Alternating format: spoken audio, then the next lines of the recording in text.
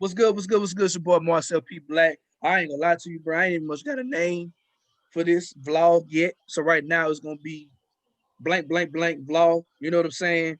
I I saw the outpouring of people who said they wanted to be interviewed.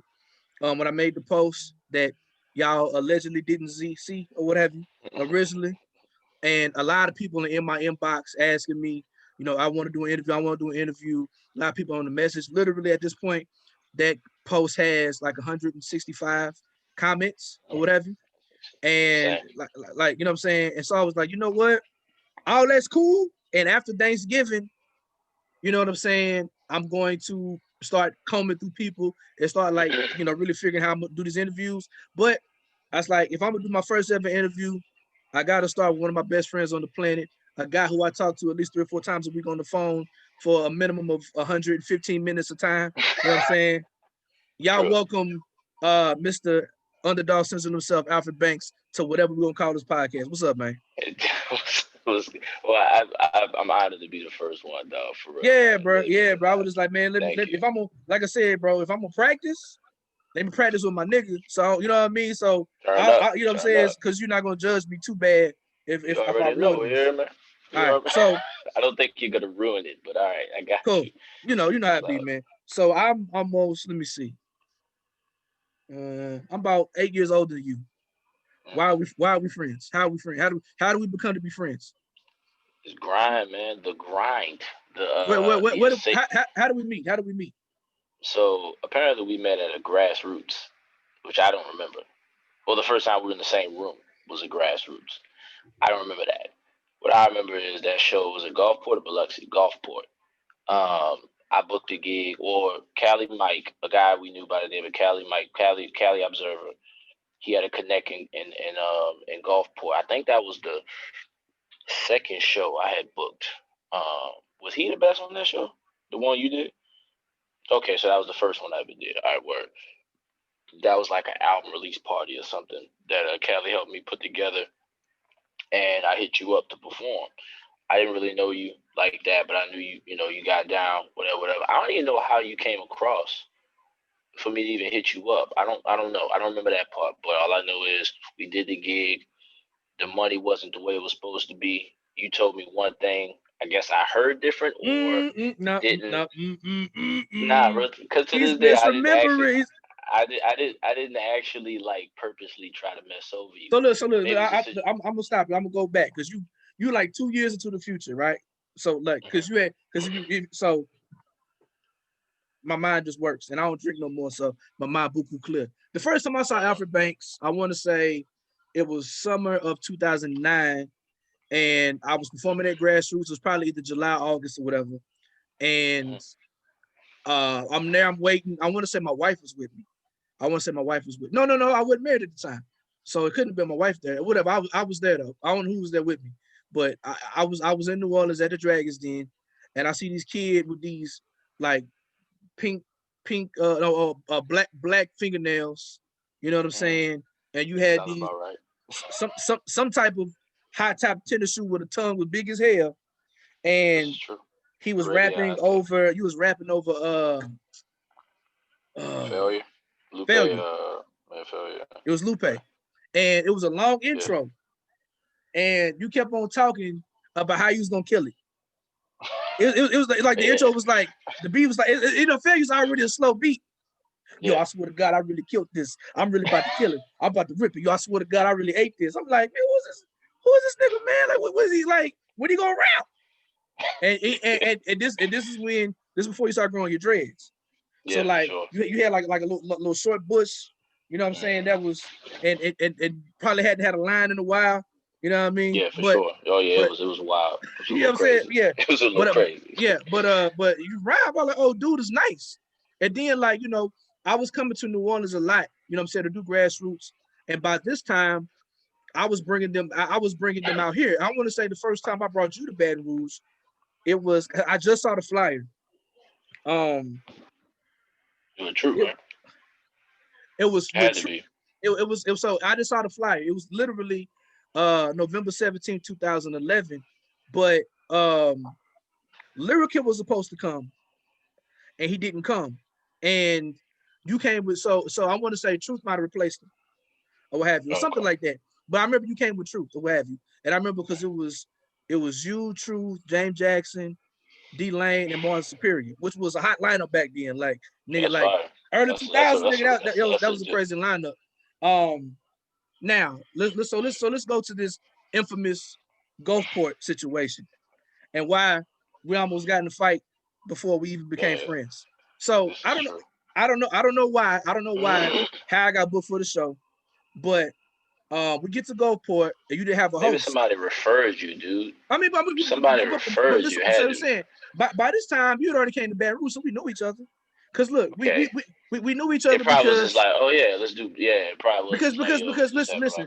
rap on. I remember we had already I had already brought you to Baton Rouge because I seen you in New Orleans, and by this time you were starting to grow your hair a little bit. And I think the next time when we really had a conversation, it was probably like at the end of 2011 because I remember Chuck was about to have his baby, and we was in Lafayette, and it was when all the New Orleans Negroes used to go to hip hop in the flats, and Oh yeah, okay. this is when you and Slang used to share a set.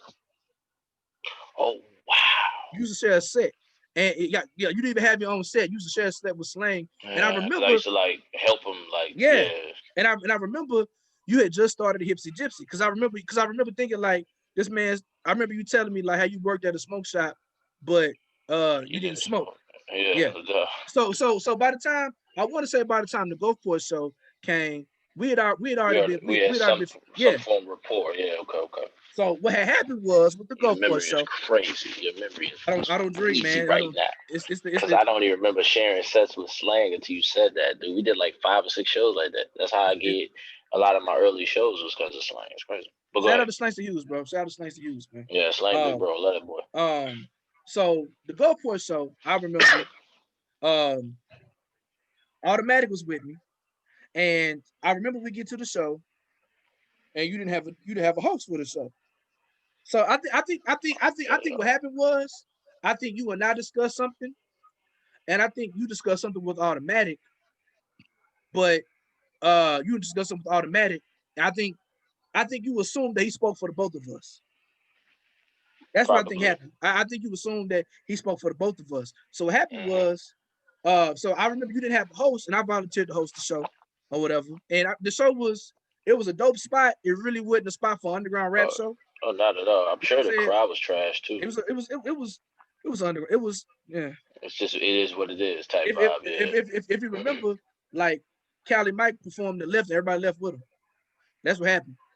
I don't remember that at all. Cause That's crazy. remember he used to live in It Gulfport. was his spot. Yeah. Okay. Yeah, so he Okay. used to Yeah. live in For sure. For Gulfport. sure. So and I don't remember that, but I'm sure yeah, it happened yeah. because He left and everybody left with him to go smoke weed with him or whatever.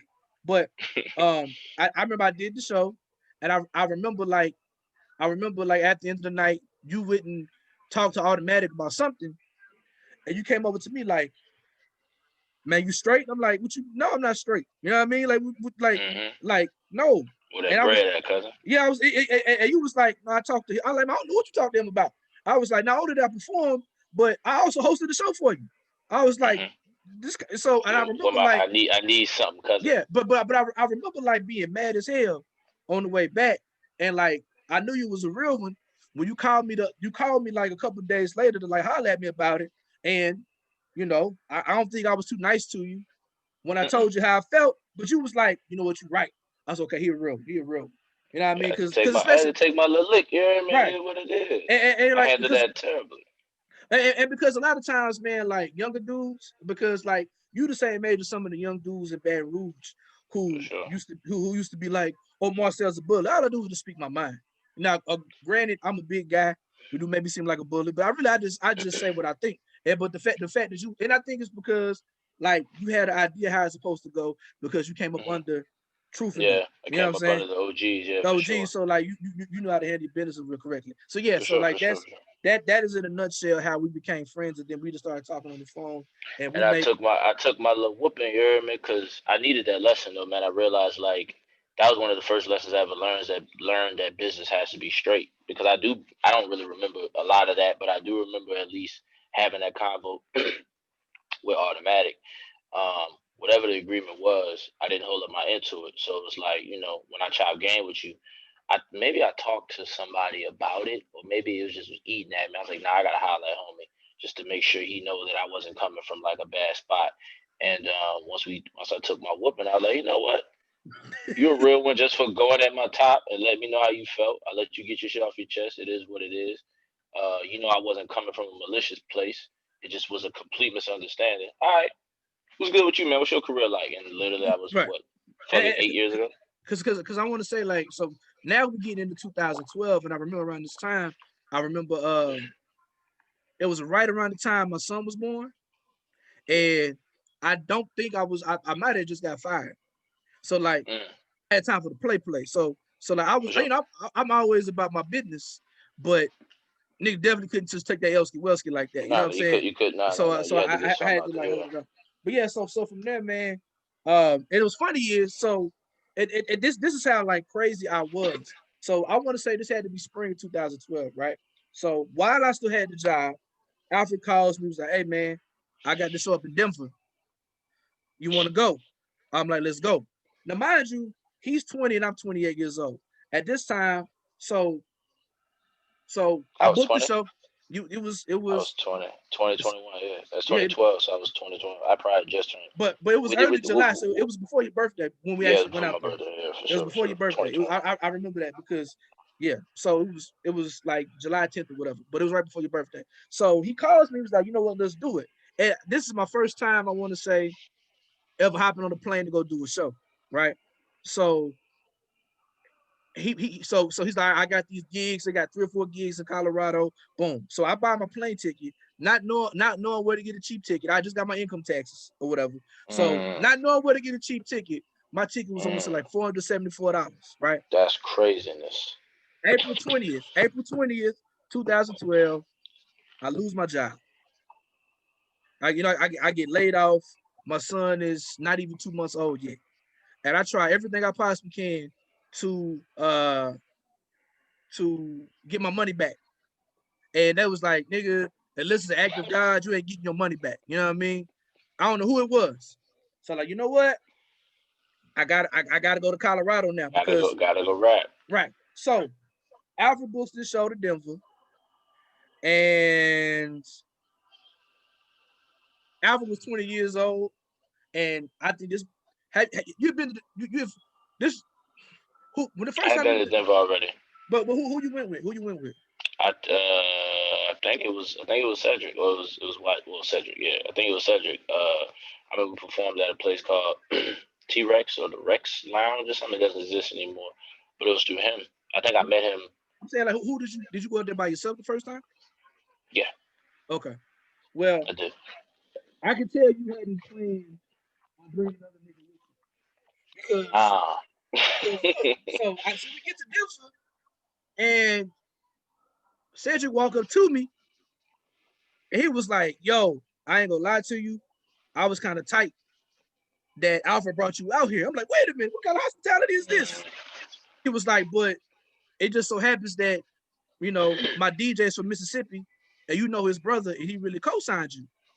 And I'm looking at Al, I was like, You're my man.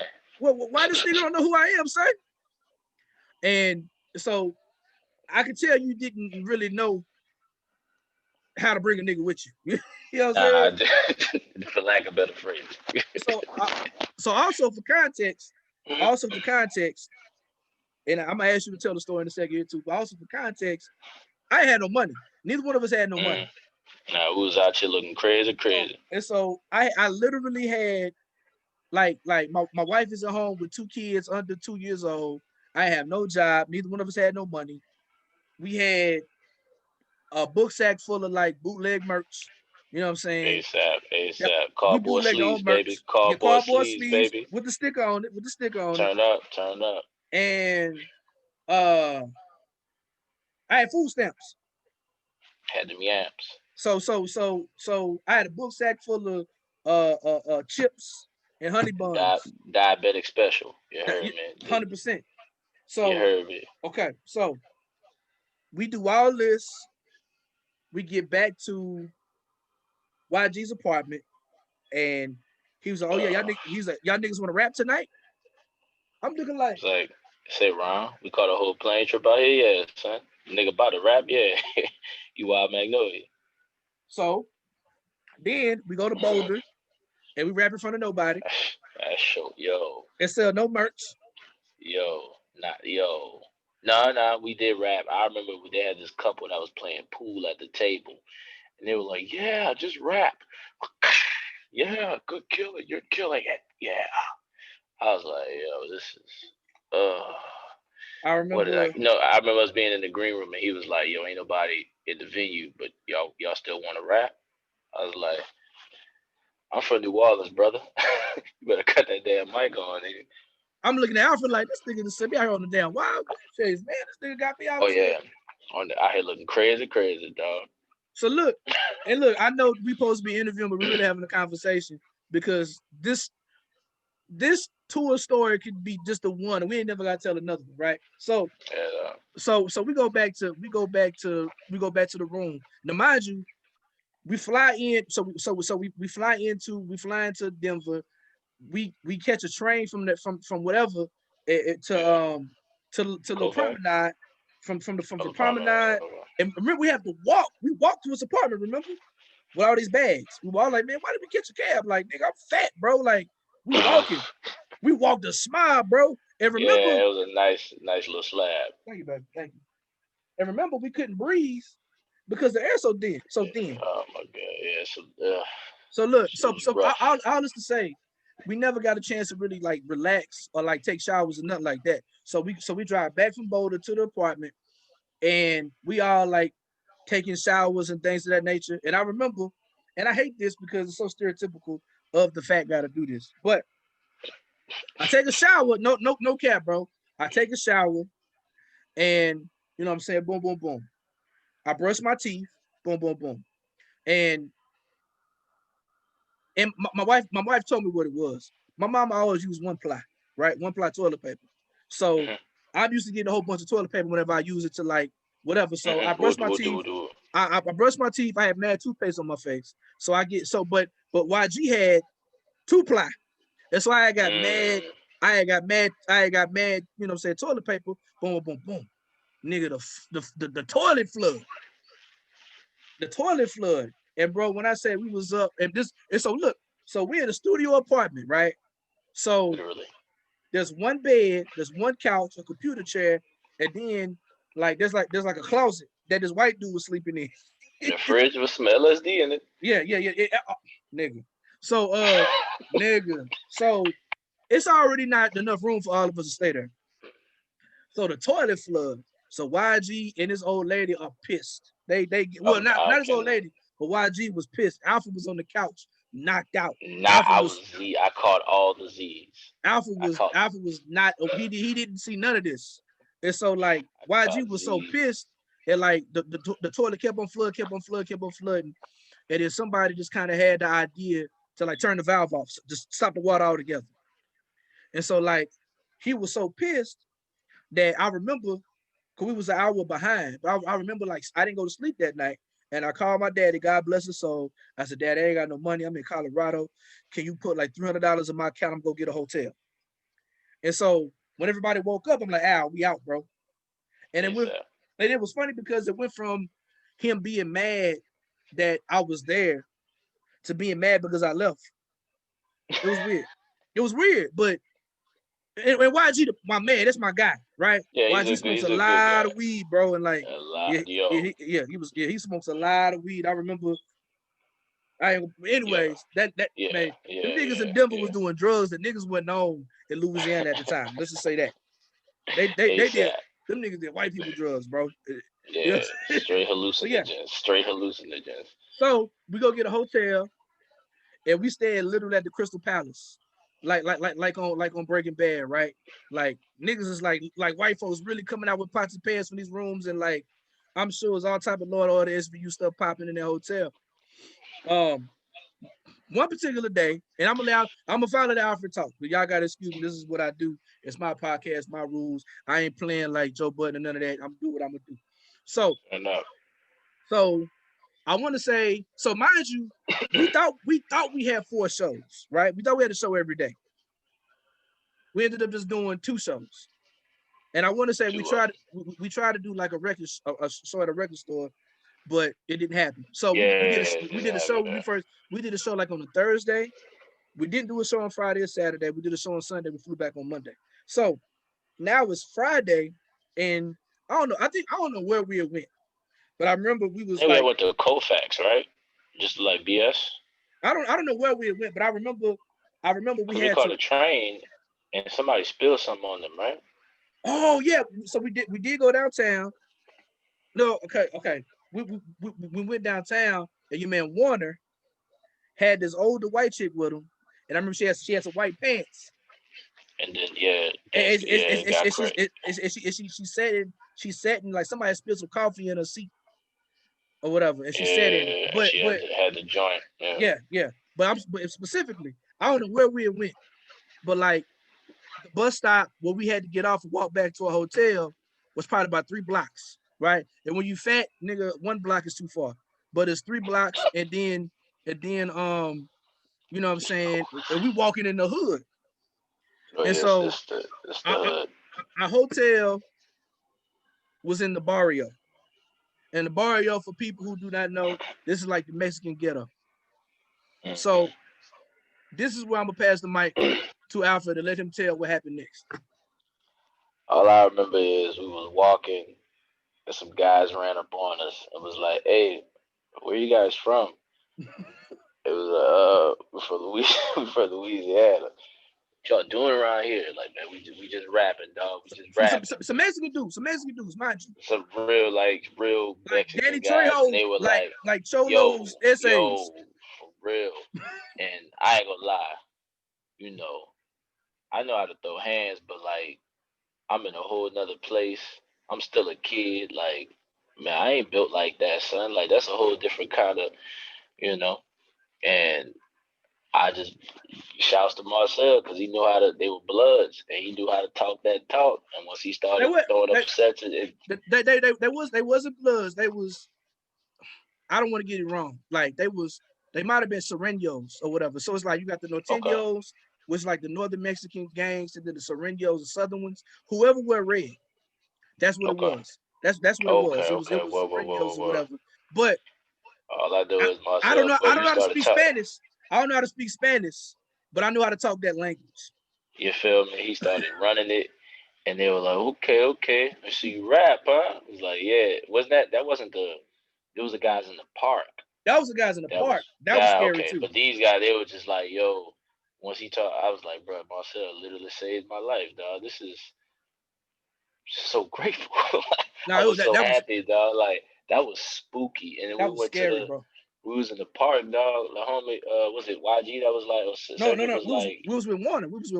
Oh yeah, we were Turner. My bad. And homie was like, y'all rap, and homie started freestyling. Yo, I put the crack in the pot in the water, put the coke. It's like, you rapping about crack, dog. It's 2012 at the time. Like, bruh, it's a new. What are you crack?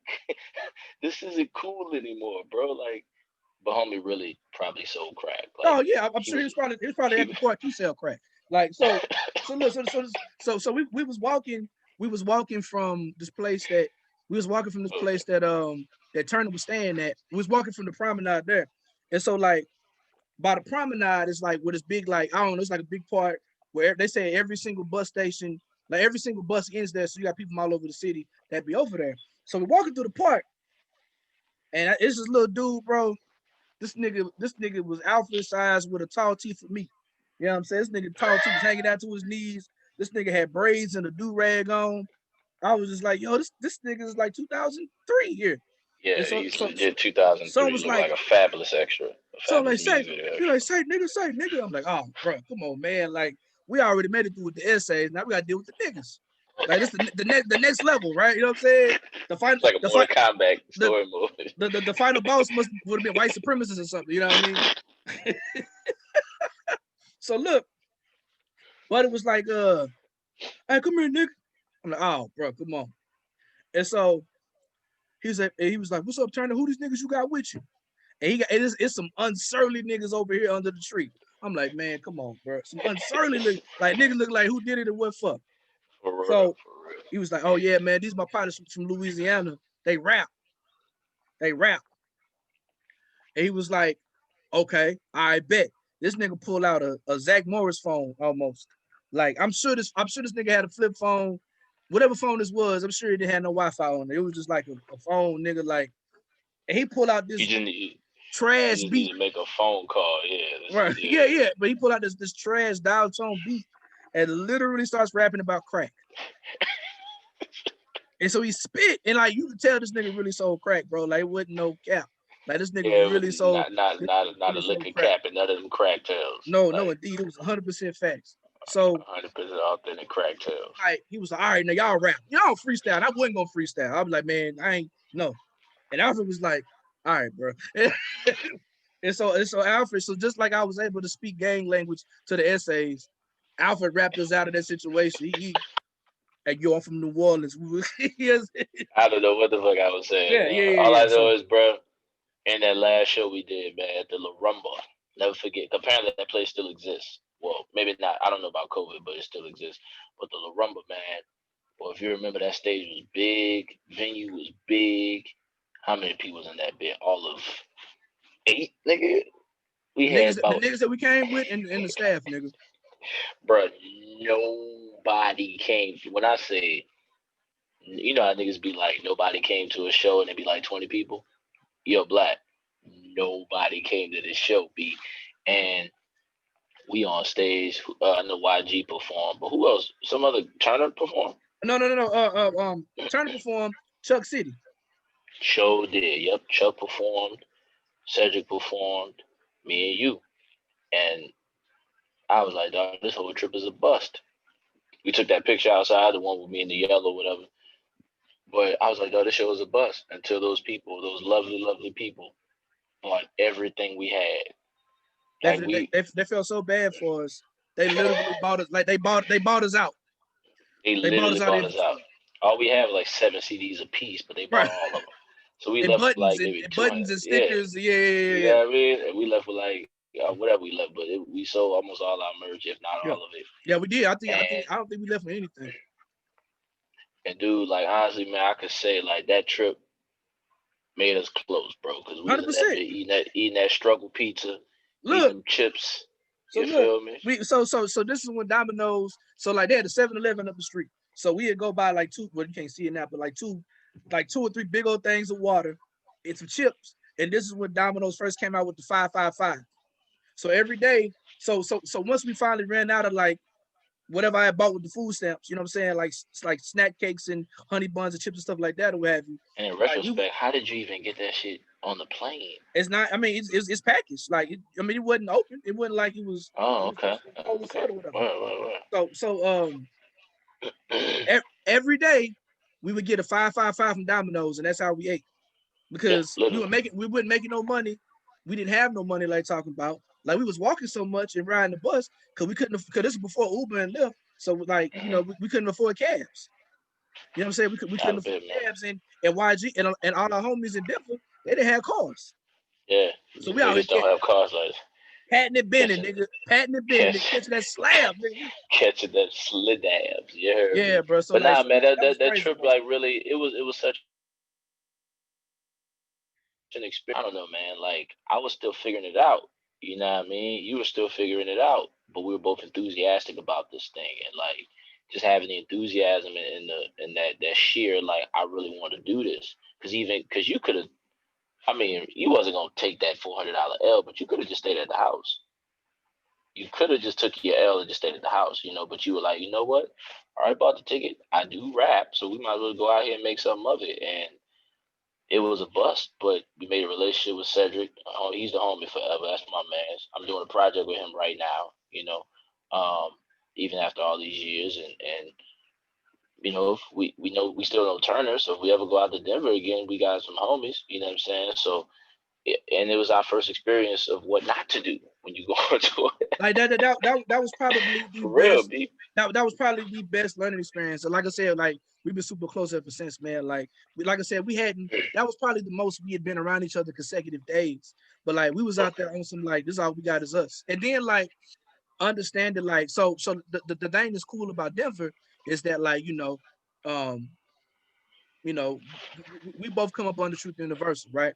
But like another guy who was also a New Orleans legend named Bionic Brown, who's from New Orleans, he had moved to Denver, and he had a car wreck, right? That's how he passed away, a car wreck. Yeah, car wreck. He passed away in Denver, but he was YG's mentor, right? I didn't know that. Yeah. That's how he knew us. Like that was YG's mentor. Oh, I didn't so know for him, that, man. that's why it was so important for him to have us out there in Louisiana. Wow. You know what I'm saying? It's So like that's how he got tapped in. I'm gonna tell Cedric. I didn't know that. Because Dave was real cool with Bionic Brown, and so YG's of course, yeah. So damn, I didn't know that, man. So for us, I felt like you and I were like carrying on the tradition of like underground Louisiana hip hop. You know what I'm saying? So and we had to do that for you to be able to go to Europe, for you to be able to go to Canada, and for me to like, do 30 states a year. We had to make that trip, like because you don't go from rapping at the Dragons Den to rapping at the Grammys without having these busted trips. Having them terrible trips. We lost so much money, bro. Like, you know what I'm saying? We lost so much money, but like, and none of the shows were good turnouts. You know what I'm saying? Like at all. But the experiences, like you just learn, man. You learn, okay, well the next time I do out of town gig, I need at least this. I need at least this. I need this to make it worth it, or blah blah blah blah blah, well, because you kind of understand, like, okay, well, if the crowd's going to be packed, maybe I won't take as much money, or maybe I'll take a little bit of money because I know that the return is going to be big because of the potential there to sell as much merch because all the people here, or the exposure I get, or oh, they're cutting the check. All right, cool, whatever. So I learned so much, and I also learned that when I'm bringing someone, you tell the person that you're bringing someone, so they can be accommodated as well. If I'm doing a run and I have a guest coming with me, somebody opening or whatever the case may be, you got to make sure they got a bed, dog, because I'm not sleeping foot to head with you. It's just not happening. So I'm big, nigga. It ain't happening, bro. It's not the wave. So you got to make sure you're doing these kind of things, and that's what I learned on that run. And I also learned about the grind. I learned about eating a pizza and saving money, and maybe now things are a little bit obviously before COVID we were getting rap money like that, but tour money and stuff like that. You get to splurge a little bit nowadays, but in those days, man, we weren't really making money from shows like that, dog. Like we made $100, it was a lick. We went up there with no guarantee, bro. No, how about that? Like I would never do that. Like first, like we was told there's gonna be 4 shows. We get up there, it was 2 shows. We had 2 days. We didn't do anything but walk around Denver and almost die from Mexicans and niggas selling crack in the park, right? We never said we need $200 a show. We never said any of that. We didn't say any of that. We just went, bro. We just went. Pulled up, like, you know what I'm saying? But like now we know. So look, I'm just thinking about it. Around this time, we had already done music together. I'm thinking about it because I had dropped his Firstborn EP, and I got you. This is, if you look on the screen, this is when you was lyricist or what have you. And we had a song on Sundown. So I ain't gonna play the full song, but I do want to kind of play this record, because people be like, Marcel's a conscious rapper and Alfred rap about tennis shoes. How in the world could they possibly make music together? And so this is like a little quick. Let me make sure my sound is on. This is like just like a little quick example of what we was able to do. And let me tell you about this song. Big shout out to you. Big shout out to Soul Calendar. But this was the first song that got me on the CMJ charts. You know what I'm saying? So you was on the CMJ charts too, nigga. Yeah. Marcel P. Black. Marcel P. Black. Lyrics to lyricists. Bad Rules to New Orleans. Let's go. Look. Don't let the sun go down. Let's go. Soul Cala on the beat. Don't let the sun go down. Don't Don't let the sun go down, Let's go. Look. Look. Don't let the sun go down, please, cause it means it's time for me to sleep. I'm having nightmares cause of internal beef, and I'm so comfortable having a daydream when I see the sun shining. There's a feeling of safety. I gotta love-hate romance with self, cause the man in the mirror holds a pistol to stealth. Should I bust or run away from my reflection? It's a catch-22, the skeletons won't move. A big dude, but I easily bruise. I use the egg hard just to hide scars. Yeah, on everything, man, I put this on my mama. I only feel got myself in karma. There's so much drama that if I reap what I sow, I pray my seed is warm and this world so cold. And I say this from the bottom of my heart. I need to get right in the light before I'm left in the dark. Don't let the sun go down. Don't let the sun go down. Lyrics, the lyricist. Yikes. Lyrics, the lyricist. So what up? Don't let the sun go down. I swear the sunlight is so bright. It keeps away the pain of all the cold nights. A young cat, but nowadays I'm seeing gray hair. At a good point in my life, but I can't stay there. I need to move, and progress is scary, cause with that comes chances of situations that's hairy like Robin Williams. I got to get it, making tracks with the hope that people feel him or like the real him. Since he's getting mad older, without the sun shining, they quit to give cold shoulders. So I keep going with my chin elevated, even if there is a chance that the kid won't make it. Damn, gotta grind, be the best so my seeds see sunrise and never sunsets. Everything I say is complete fact. With the help of Marcel P, you see I black like. Don't let the sun go down. Don't let the sun go down. Don't let the sun go down, yo. Don't let the sun go. Look. That shit still go, bro. I'm not mad at that. Son. That still go, bro. That still go, bro. I'm not mad at that. That was my first time hearing that in years, dog. Like, it's a really good record. Like, even though it is about a deep subject, the energy is like there. It's not. I don't know. It's a dope record, man. And it's super hip hop. I remember like how we used to do the hook. Put your hands up, but don't let the sun go down. Everybody, you know what I'm saying? Like, it was a super hip hop record. Like, how many times did we do that record live? Not as much as we should have. We gotta run that back. Like we'd probably perform trap hop together more than that. That's a song we got together. Exactly. So look, so like that's what we was on back then. Now, like I said, I was one of my best friends, and we could talk all day, right? But so I'm gonna try to skip ahead. You know, it goes without saying that you're extremely accomplished.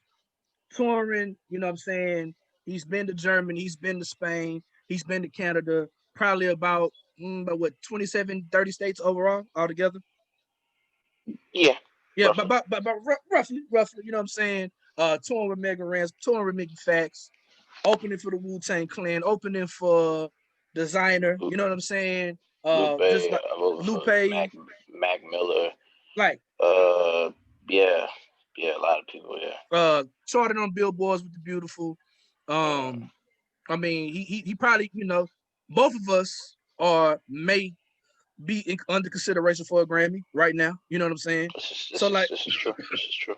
Like, I remember, like Alfred was young. Alfred didn't really have a whip like that, and so like our careers like wasn't what, and like we traveled everywhere together. Like if I had an out of town show, he was there, and vice versa. So like I would get it. So this is the cheat code, and this is the reason why all you niggas be beefing with each other. I need to work together. This is what we and Alfred would do. Anytime I got a new plug, I would get booked, and we would split our set. And so if the promoter said I got $150 for you, boom, I get a 45-minute set. I'm gonna take 30. I'm gonna give it 15. And if same thing with him, you know what I'm saying? If we had a show in Birmingham, I'm gonna drive through New Orleans, pick him up. If he got a 45-minute set, boom, he gonna split it. He gonna give me 15 minutes. He take 30. We split the bread. We split the hotels, and that's what we did from 2012 up until I want to say, and we did it afterwards. But I'm gonna get there. But like, I don't know how many different cities and states. I remember one time him, Strategy, and I, the first time I'd been to Memphis before, but the first time I took him to Memphis, we was at this spot in the middle of the hood. And I remember Oh like my God, I I, I, dog. I Oh my remember asking, God. what neighborhood we in. And niggas said this the worst one. They didn't even say what neighborhood it was. They said it's the worst one. I'm like, yo. But look, Yeah. and let me tell you how we got paid. We got paid in pizza, nigga. You remember that? You remember that? Look. So look, we slept in the In the venue, venue. In the in the venue, hood. dog. And like the dude who brought us there, they locked us in the venue. Yeah. When they dipped, like we did the show was cool. It was grimy underground Memphis hip Oh hop. man, it was It so was grimy, dog. shout out to IMC, shout out to Black. What's the two little dude? Not Black Hippie. What they call little short dudes? Hippie soul. Hippie Soul. Them niggas is incredible. Shout Yeah. out to SP, Jason the Hater, all those dudes. Like that's when we really got introduced to Memphis. You know what I'm saying? Uh-huh. But we rocked the show. Ari, shout out to Ari Hotel. Ari Shout out to Hotel my man. He got pull up us like whenever I go mad to Atlanta, man. Mad Dominoes. This nigga brought us Mad Dominoes pizzas. And after the show, We Alfred, slept it in the Strategy, and I venue, dog. slept on the same couches where niggas was sitting, they sweaty asses the whole night. Well, we was selling merch and eating pizza the whole night, nigga. And we hurry up and like literally like locked us because we was in the hood. So like niggas locked us in the venue like from the outside, so we could not go outside at all. We was just stuck, and we if it would have been a fire, we'd have just been out of here, bro. Yeah, But man, like, been out of but the crib. like that's the type of struggles and stuff that we went through. That's how we earned our fan base. That's how we learned how to sell merch. That's how we learned how to meet people. That's how we learned how to perfect our shows. For Like, you know sure. what I'm saying? I remember like we was on a very similar trajectory, and then 2015, he caught that flight to LA for Revolt, and this man just took off. This man, like I saw it. I mean, literally us splitting stuff, and then around that same time, I was doing my own thing as well. So, but like that's when he just really took off, and it's been like, and like I always tell you, bro, your victory is my victory because I know what we went through together. Oh, You know fucking what I'm right, saying? man. You already know what time it is. And I'm on the phone with you the whole time. You know what I'm saying? So it's like I'm Literally. there with you. You know what I'm saying? Yeah, literally, Um, man. Literally. so can you? So let me ask you this. I've got a couple questions, and I'm really gonna try to wrap it up. So can you tell me what it's like going from touring the country in front of thousands of people with Tanking the Bangers in 2018 and 2019 to being restricted to backyard and empty venue shows because of COVID. You know what I'm saying? In 2020. It's an emotional shock. That's first of all. It's a shock to that wallet too, bud. But more importantly, it it hit like a factory reset on my entire career, on my mentality and in my whole relationship with music. And it's a shock, man. It was like, I was active. We were getting busy, like, Busy. dude, you was getting busy, like we were going crazy. So, like, and to just, it's one thing to, like, if you break your leg and you can't tour. Once your leg heals, you can get back on the road. Dog, we not gonna be touring for a while. You know what I'm saying? And so it was a shock. It was just like, dog, what am I gonna do? So it kind of made me, excuse me, just get more creative with a lot of the different things that I do. I didn't really go live like that on IG or Facebook. I did that more, I already talked to my fans, but I turned up how much I talked to my fans and my diehards, and truly, like, really building that rapport with them. And I just started really creating a lot in the past couple months, like just revamping the entire way that I looked at music, and then really realizing that, like, a lot of the seeds that I sold so long ago, they're harvesting now, because I'm able to live off of music, like, in a time where I can't do my main source of income, I'm still making it. And so it just really made me just read. It just made me look at this whole thing from a different eye, man, to keep it G.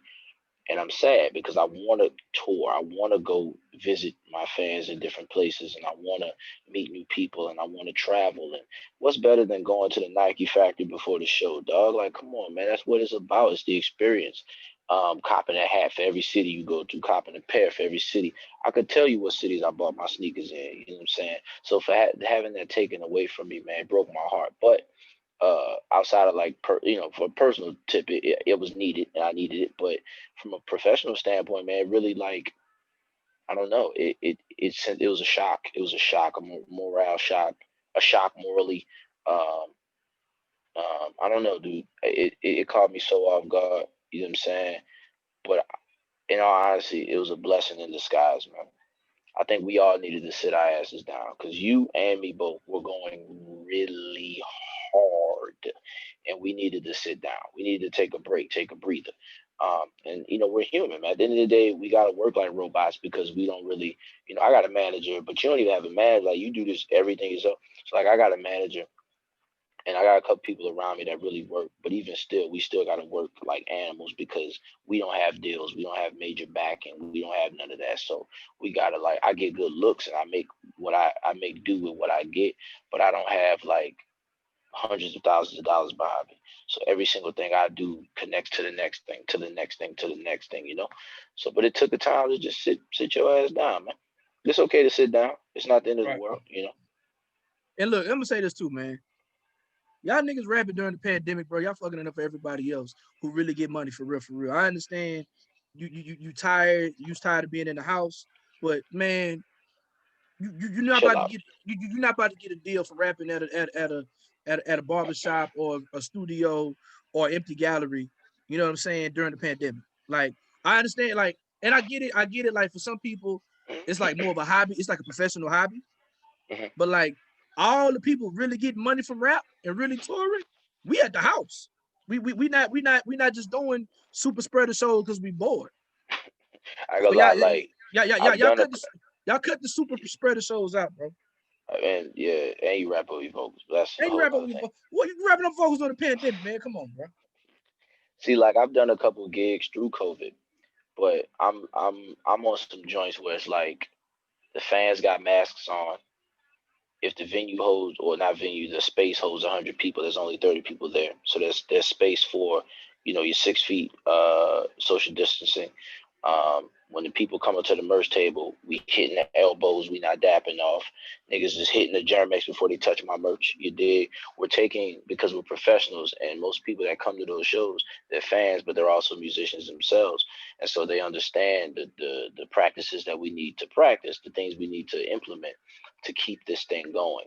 I've done like through 2 shows since COVID, and it felt so good to be back on stage. But dude, that anxiety is so real. But those are mostly outdoor shows, though, right? It was outdoor gigs. I'm not rapping at nobody's. I mean, I got this one gig possibly coming up, but again, it's a situation where the doors are going to be open.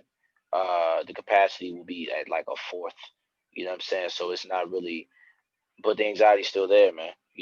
I could hit you with the elbow and you got Rona, and I got Rona on my elbow. Right. You know what I'm saying? And the problem with it is with me is like people are doing these shows at like non-traditional venues, which I love when ain't no pandemic, but like there ain't no sanctions at a studio. There ain't no sanctions at a barbershop. There ain't no sanctions at a gallery or a store. So it's like it'd be a 100 cap room with 97 niggas in it, and ain't nobody wearing a mask. And I'm gonna keep it all the way a bean, and like I may lose friends with this, but I'm definitely watching all the venues, all the promoters, all the artists who still doing shows right here because you're putting a couple $dollars and your ego in front of people's lives. You know what I'm saying? Period, you know what I'm saying? So I ain't really with that. But look, let me not rant too much about that. Tell me, and there's so much that we can talk about, but I'm gonna try to start moving it towards the end. SaxKixAve. For people know Alfred Banks to be a bar spitter, one of the best freestylers, one of the best performers I know, one of the most, like, for your age range, I don't think anybody is seeing you in the region, you know what I'm saying? The way you tour, the way you do things, you know what I'm saying? Always with the drip, tennis shoe game, crazy. Turn up. You know what I'm saying? And you was raised by backpackers, but you're not necessarily a backpacker. But I think that's what makes you special, right? Like you have the technical skill and like the love for the love and cultural intent of a backpacker, but you still, you know what I'm saying, born in the early 90s, right? And so that's what makes you unique. But people know you for being hip hop, right? if they listen to SaxKixAve, it's not necessarily traditional hip hop. Traditional hip hop. So explain to the people how SaxKixAve began and like exactly what you guys do. So last year I toured a lot with Tank and the Bangers, and we did like 30 shows together. I opened 30 shows, and vibing with the band. Those guys are amazing. Josh, Norm, Albert, and Tank. Those guys are all amazing. Shouts to my man Merle too. He's no longer in the band, but shouts to Merle. Shout out to Jelly. Oh, I'm single now. Yes, shout out to Jelly. Shoot them shots. Shouts to Jelly B. She's so fire. She's a beautiful, beautiful person, incredible singer. She shouts to Galactic. She's doing a thing with them as well. And she also sings backup for Tank and the Bangers. But either way, touring with them, it was really cool to just vibe and share energy. So much so I started vibing with my man Albert. Albert is hilarious. The dude he has jokes for days. He sees things because he's the youngest in the band. So he sees things from a different angle and from a different perspective. And so we just kind of vibed, but nothing more than that. And then our manager, Tank the Bangers, and Alfred Banks has the same manager, Tavia Osby. Shouts to her. She's the GOAT.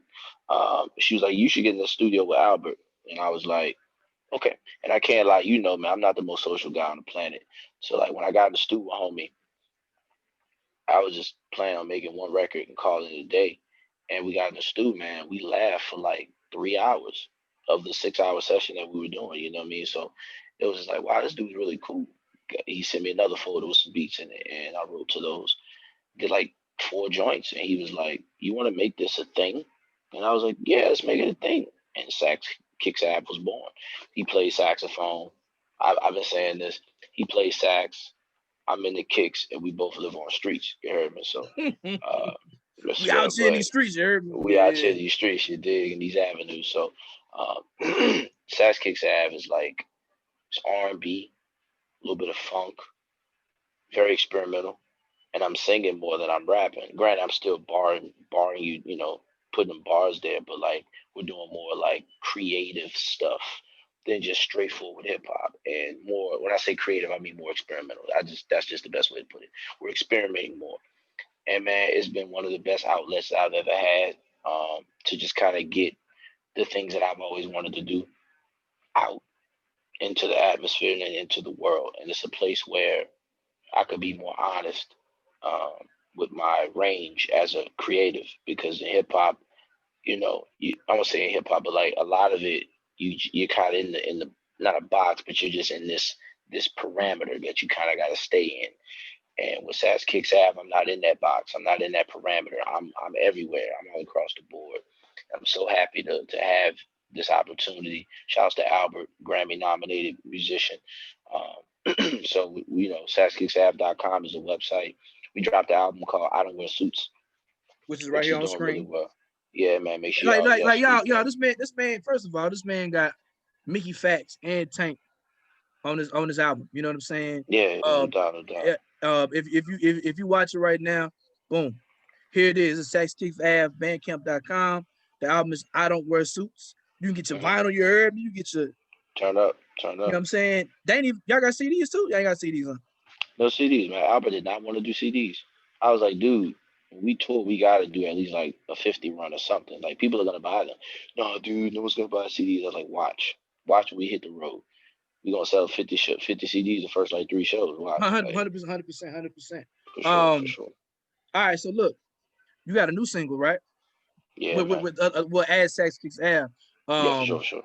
I'm gonna play it real quick. Before I play it, if you don't mind, man, give us a little context of what we're about to listen to. So the song is called The Emotional One. During COVID was epic for me for a lot of different reasons, and one of them was I went through a breakup.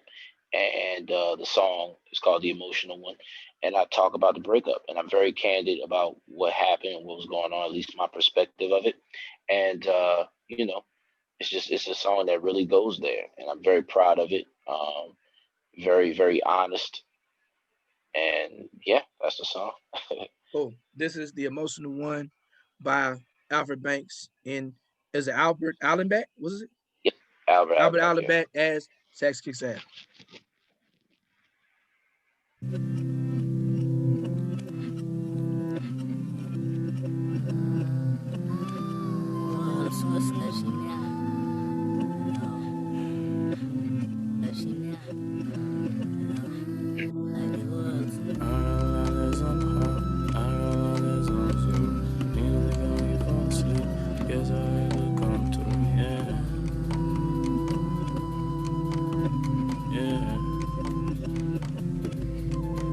You wanna hear some crazy shit? Life is filled with crazy shit. It can be an amazing trip or a bumpy ass ride with some crazy dips. I used to have a girl that's amazing chick. She always did some amazing shit. Hella attractive, she was crazy thick, but I drove her away and I made her sick. And all I had to do to save the shit was find a therapist and make the trip. But I was hard-headed and I used to downplay it. Meanwhile, she was singing it was major shit. Classic case of my pride getting in the way. Even though I would suffer every day, and I could not look her in the face and say that I was okay. But hey, man, that's life. That's how it work out. Even when the shit don't work out, I wish I could give her a hug and tell her I'm still in love. But my love was so damn strong, I have to leave it alone and reflect on my couch and painfully make this song. Treat every day like a brand new page and start to right my wrongs. And honestly move on. Man, why do I have to move on? Fuck. I really do wish that I could go back in time. Since I can't, I'll try to get it out of my mind. Cause I got a lot that's on my heart. I got a lot that's on my soul. Dreams only come we fall asleep. Guess I have to come to, yeah. Yeah. I got a lot that's on my heart. I got a lot that's on my soul. Dreams only come when you fall asleep. Guess I have to come to, yeah. Yeah. Sitting here looking out my window. Window. Raindrops falling down my window. Window. Sitting here looking out my window.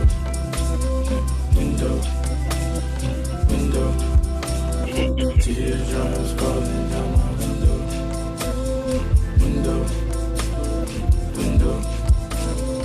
I got a lot that's on my heart. I got a lot that's on my soul. Dreams will come and fall asleep. Yes, I have to come to.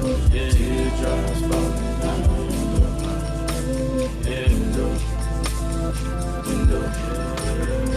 I got a lot that's on my heart. I got a lot that's on my soul. Dreams will come and fall asleep. Yes, I have to come to. Yeah, teardrops falling down my window.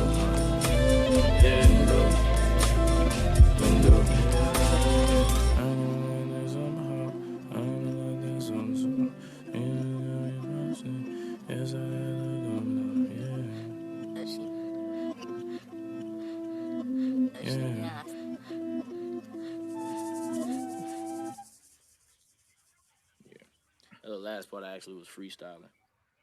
Really? Yeah. Actually, the part when I was like, sitting here looking out my window, I just freestyled that whole shit. You just caught that wave, Caught huh? that, yeah, I really caught that wave. Nah, man, that song means a lot to me. Obviously, I feel like the execution of it was really dope. I feel like the beat matched the words perfect, and vice versa. And sometimes we just got to get like that. That's what in essence, that's what music really should be about. Sometimes it is about impressing people with lyrical ability or making you feel an emotion that's happy, getting you ready for the club that night. But sometimes we just got to have introspection. I've always felt that way. I've always felt like music, it can evoke emotions outside of just the normal emotions that we want music to invoke, from a fun standpoint, because we're not always in a good mood, and it's totally okay to be that way. You know what I'm saying? So that's kind of what I wanted to accomplish with that record. And people have been hitting me with their personal stories about their breakups and their issues and things like that. And that's something that I noticed happened with me after I dropped The Beautiful. That's the first time I dropped something that was like super emotional and something that people could relate to. And I'm just so grateful for that. And SaxKixAve is just kind of that place that I could go to kind of to do that side of me. You know what I'm saying? To kind of get rid of those I don't say get rid of, but like kind of emote those emotions and stuff. So That's a powerful record, bro. Like, like I told you, man, it's that crying in the car music. You heard me? Like, for sure, man. For sure. And everybody needs that space. Like, I'm gonna say this before we go, man. Before we wrap it up. One thing I've learned a lot about you, and we've talked about this a lot, but I got to give you props as a brother, like for really pushing me to go get therapy. Now, I've never been anti-therapy. I've always been pro mental health, but it hit different when it hit you. You know what I'm saying? Oh, for sure, for sure, for And sure. I was telling my therapist this today. I told her, I was like, it was you who told me, look, the way you feel right now is who you're gonna become forever if you don't go do something about it. You know what I'm saying? So I really appreciate, I'm a little older and I was outside a little bit more. So like Mm-hmm. it's so I always, I kind of come up from the era you gotta be tough. You know what I'm saying? Mm-hmm. And like one thing I've really learned from you is that like it's okay to be vulnerable. You know what I'm saying? For And, sure, for and sure, for like sure. to me, like that's what the song really is important. It's important that us as young black men, you know what I'm saying, that we're able to be vulnerable because the longer we hold it in, it'll eat us away. You know what I'm saying? So Oh, for sure, man. 100%. And dude, like I told you, I'm very proud of you for getting therapy, man. Dealing with loss of any sort is something that, and dude, just as black people, we've dealt with loss so much. That's a very big understatement. Just like, and I won't say our history, but some of our history deals with some of the most traumatic moments in American history, and so we just need to go talk about that. That shit's in our DNA, unfortunately. You know what I'm saying? We've there's so many different examples of us overcoming that and becoming way bigger than that, for sure. But that type of stress, that type of anxiety, that type of pain, that shit is in us, and it just takes the one thing to just activate it or to ignite it, and then it can take us over because we're taught that we're not supposed to go get therapy. We're supposed to deal with it, face it head on. It's like, yeah, I can face it head on if I have the tools that are given to me from a professional to learn how to deal with this. And honestly, dude, I think it's because of my generation and because of how I grew up. But I was just always comfortable with being open and being candid, just for lack of better phrasing. Like I always just, I got songs from old projects where I go there. You know what I'm saying? And I think like that's what music is about. That's just what expression is about. It's about getting it out. Like, you know what I'm saying? And I use music as an expression, as a way to express myself outside of having fun and talking about stuff, man. Like, I just like getting that out. So, yeah, props to you for getting therapy, getting better, focusing on the things you need to focus on. And whenever you have those bad moments, understanding that it's okay to have those moments, but learning to move past it is pretty much the whole thing. 100%. Um, 100%, man. yeah. I really hope people listen to what we saying, man. Like we can laugh and talk about tour stories all day, but man, we both young black men. You're looking at your 30s, I'm looking at my 40s, and so Mhm. it's important that we take care of ourselves. So um, I don't know if you can see, but like I'm I actually remember this show, man. That was yeah Austin when I was yeah on tour with Frida. yeah That show is yeah probably top 10 best shows I've ever had in my life. long Show's amazing. a long way from the Rumba's room, right? The rumba room. All right, so Good look, lord. so let's get on out of here, man. As while For you was sure. talking, I was going through your social medias or what have you. This is on your YouTube. Tell everybody where they can find you online. You know what I'm saying? For sure. What you working on next? Just the regular wrap up stuff. For sure. Well, my name is Alfred Banks, and if you like what you heard, I guess from an interview standpoint, go to underdogcentral.com. That's the website. At Underdog Central on every social media platform you can think of. Underdog Central, the exact way you spell it, no spaces. Or you can just Google Alfred Banks, not lyrics, but you can just Google Alfred Banks. And I love that video. That's my joint, man. Because those shoes are like $400 now, man. You can't even get them no more. Gotcha. I I'm had being those and they messy. were I'm being cool, messy with this. of course. But damn, those shoes are so icy. Anyway, SaxKixAve. Make sure you go SaxKixAve on every social media platform. We even got a TikTok. That's because of Albert, though. I'm not on. I'm not on TikTok. I don't care about this. Albert is. He's on that super tough. And I got working on. I'm working on two projects right now. An album called. I guess I'm gonna just say it, a project called Yestermonth. I have a new EP. I'm sorry. Um, a project called Yestermonth that's coming real soon. Another EP. Um, Working on another project with SaxKixAve. So we got a lot of music coming real soon, man. So just stay tuned to me on social media, and you'll be hearing soon as I know. 100%, bro. I love you, brother. I appreciate you being my guinea pig, my first ever guest. Hopefully, by the time I put this up, when I put this up, I will have a name for it. Or have you got any suggestions? What you call it? I have no idea. No Maybe idea. running it with black, like something blah blah blah with black, like alliteration is always cool. I don't know. You know, because I already got Black Thoughts Radio and Black Thoughts, but I want to try something different. But I need to call Donnie. Donnie's always great with the names. All right. Marcel P podcast. Nah. Yeah.